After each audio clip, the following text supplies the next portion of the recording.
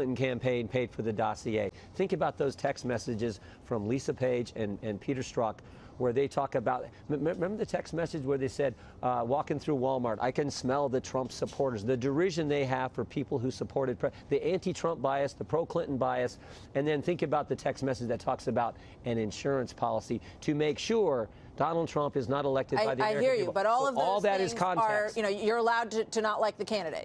It doesn't necessarily mean that you're involved in a conspiracy to derail the candidate. The same Peter Strzok who ran the Clinton investigation, the same Peter Strzok who interviewed Cheryl Mills, interviewed Huma Abedin, interviewed Mike Flynn in the Russian investigation, the same Peter Strzok who changed the now famous exoneration letter from gross negligence, a criminal standard, to extreme carelessness. That same Peter Strzok has said, I can smell the Trump supporters in Walmart, has that kind of attitude, and the same Peter Strzok who's deputy head of counterintelligence. So that's all stuff we knew.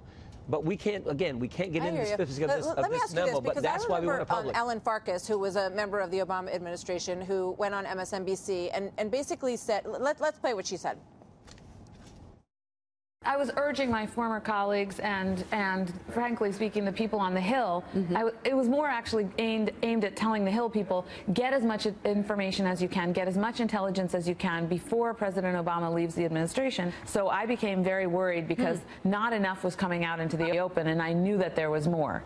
We have very good intelligence on Russia. So then I had talked to some of my former colleagues, and I knew that they were trying to also help get information to the Hill.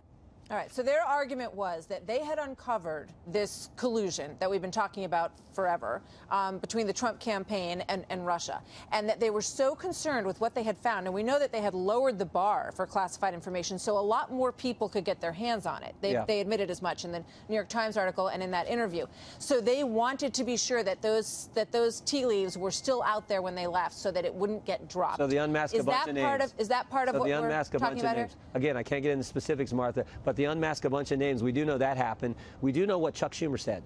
Chuck Schumer said, if you go against the intelligence committee, almost sending a threat to the president-elect of the United States, if you go against the intelligence committee, they have 6 ways of Sunday to getting back at you. So we know that statement was made. We know the unmasking was done. And what do we also know? To date, not one bit of evidence which shows any coordination between the Trump campaign and Russia to influence the election. But what we do know is the Clinton campaign paid the law firm who paid Fusion, who paid Christopher Steele, the author of the dossier, and Christopher Steele did what? Paid Russians for that information to accomplish what goal? Influence the election. That's the great irony here. So those are things we do know. When this memo goes public,